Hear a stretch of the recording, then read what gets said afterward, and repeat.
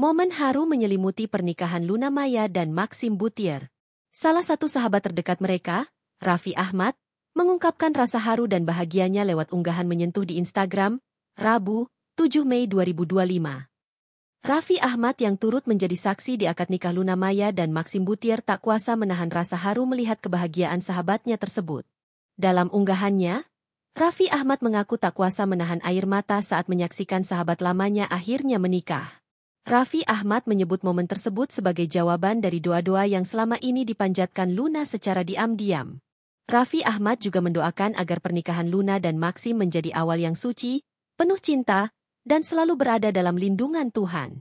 Raffi Ahmad berharap rumah tangga pasangan ini menjadi jalan menuju kebahagiaan dunia dan akhirat. Diketahui, Raffi Ahmad menjadi saksi pernikahan Maxim Buttier dan Luna Maya.